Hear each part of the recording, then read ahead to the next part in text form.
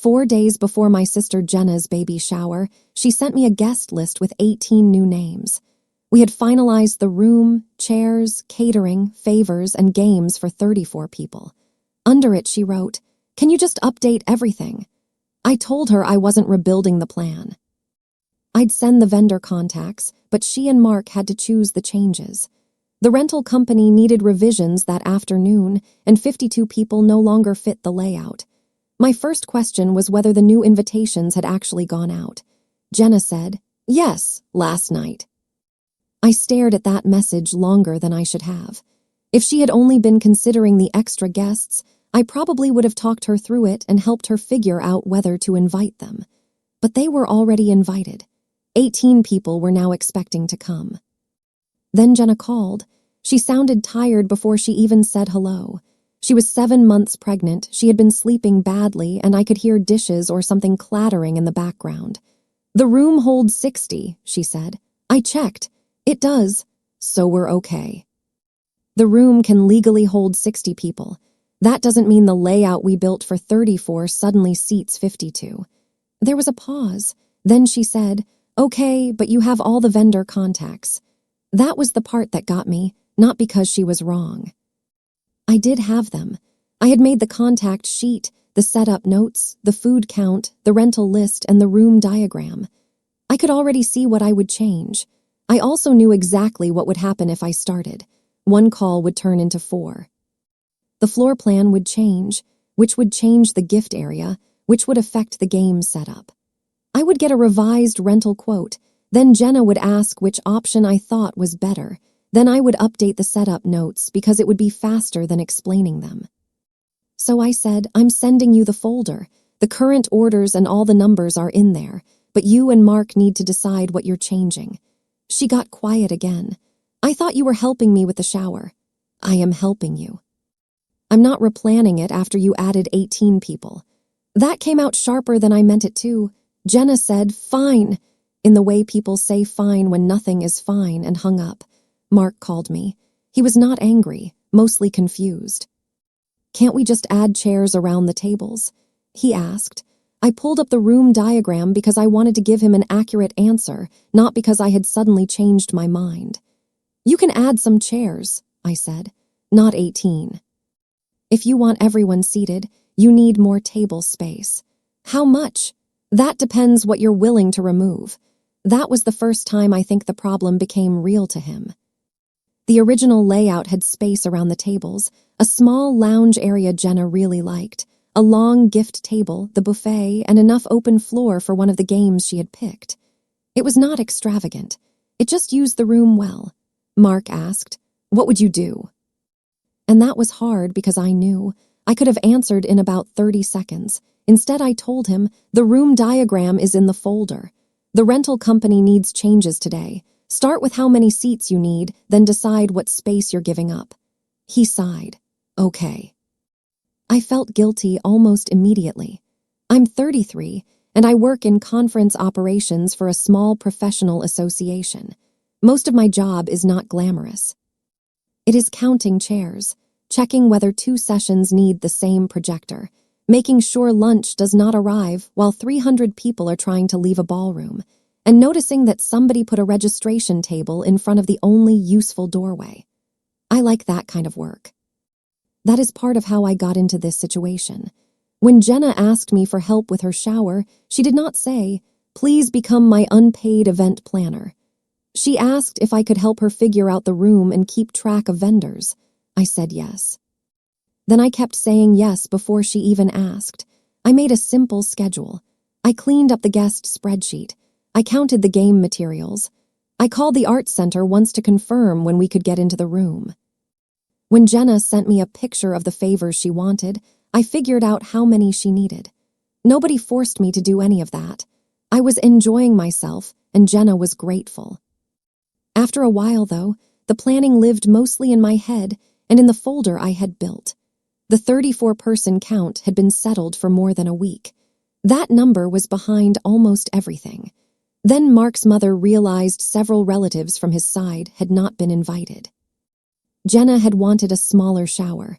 Mark had agreed, but his mother was hurt, and according to Jenna, she kept bringing up an aunt, 2 cousins, and a group of relatives who would absolutely hear about the shower afterward. Jenna felt awful, so she invited them. I did understand that part. I probably would have felt guilty too. The issue was that she made the social decision and mentally left the operational part where it had always been, with me.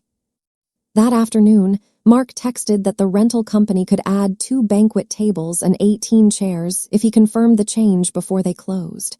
Then Jenna texted me, "If we add the 2 tables, where does the gift table go?" I was sitting at my kitchen table with my laptop open. Without thinking, I opened the room diagram. I moved one of the new tables into the lounge area. Then I shifted the gift table to the east wall. Then I realized the dessert table would have to move about 3 feet because the line for the buffet would cut across it. I was halfway through rebuilding the plan. I actually laughed at myself. Then I hit undo until the old layout was back. I called Jenna. "The east wall is the only place the gift table can move without blocking something," I said. "If you put it there, you probably lose the lounge area. So that's what we should do. That's a choice you and Mark need to make. You already know what works. I know what fits. I don't know what you care about keeping." She was quiet. Then she said, "I care about having chairs for people I invited." "Okay." Another pause. "Fine, we'll lose the lounge." That was a decision. Not mine. Mark called the rental company and changed the order. The next problem was food. The caterer could increase the count, but Jenna had to choose between keeping the same menu for more people or simplifying one of the sides to stay closer to her budget. She called me and asked what I thought. I told her what the existing per-person count was and where the caterer's number was in the folder. Then I stopped talking. She finally said, "You're really making me choose every single thing." "Yes, I hate this." "I know." She chose the simpler side. A little later, she and Mark dropped one of the games because it needed individual materials they had only bought for the original group. They replaced the personalized favors with something they could buy locally in enough quantity. That evening, my mom called. "Can't you just help your sister finish this?" she asked. I did help her finish it. "You know what I mean." "I know." Mom said Jenna was exhausted and overwhelmed and that I could probably fix the whole thing in an hour. That irritated me because it was close enough to true to hurt. I said, "Then she should have called me before she invited 18 more people." Mom told me I was being rigid. I told her, "Maybe I am." I did not have a cleaner answer. After we hung up, I sat there feeling like a jerk. Jenna was pregnant. She had not added the guests to spite me. Mark's relatives had not done anything wrong. My mother was also right that I could solve most of the problems faster than Jenna and Mark could. The easiest thing would have been to take the folder back over and finish it. I almost did. Instead, I texted Jenna and told her I was still bringing the game cards I had already agreed to bring, and if she had a factual question about the original orders, I would answer it. She replied with a thumbs up. The next day she asked me how many chairs were in the original rental. I answered. Then she asked what time the room opened for setup. I answered that too. Then she asked whether I thought the buffet should stay on the north wall. I wrote 3 different replies and deleted all of them. Finally, I sent, "That's part of the new layout. You and Mark decide." She did not answer for a while. Later, Mark sent me a screenshot of the revised room diagram. It was not how I would have done it. The tables were a little tighter than I liked, and he had moved the buffet farther toward the entrance. But it worked. I texted, "Check the main aisle against the room measurements." He wrote back, "Good catch." That was as far as I went. By the morning of the shower, Jenna and Mark had rebuilt almost everything that needed rebuilding. When I got to the arts center, the room looked fuller than the version I had planned. The lounge area was gone. 2 extra tables sat where it had been. The gift table was against the east wall. The favors were simple little wrapped cookies instead of the personalized bags Jenna had originally wanted. One game had disappeared from the schedule. The buffet line was tighter, but people could move through it. Jenna was standing near the entrance talking to one of Mark's aunts when I came in. She looked tired and happy and slightly frazzled. She hugged me and said, "The cookies are not cute. They're cookies." I know, I'm still judging them. That was the first time we had joked with each other in 2 days. I put the game cards where Mark told me to put them. That mattered more than it sounds like it should. My instinct was to look around and start fixing things. One table was a little crooked. A stack of napkins was on the wrong end of the buffet. The gift bags under the east wall table were starting to spread into the walkway. I noticed all of it. I left most of it alone. When Jenna asked if I could help an older relative find a seat, I did. When she asked me to cut cake for a few minutes while she opened gifts, I did that too. At one point, somebody asked me where to put a large gift that would not fit under the table. I almost answered automatically. Then Mark walked over and said, "Put it by the wall near the stroller." So I stepped back. The shower went the way most baby showers go. People ate. Somebody told a very long story about labor. Jenna opened more tiny clothes than I knew existed. Mark's aunt cried over a blanket. The room was crowded, but it functioned. Near the end, Jenna sat beside me for a minute while Mark carried gifts out to the car. She looked around the room and said, "I miss the lounge area." I said, "I know." Then she smiled a little. But Aunt Denise came, and she was really happy to be here. That's good. It was. That had been the whole reason Jenna changed the guest list in the first place. A few days later, after she had slept and I had stopped being annoyed every time my phone showed her name, she came over to return a serving tray. We ended up talking in my kitchen.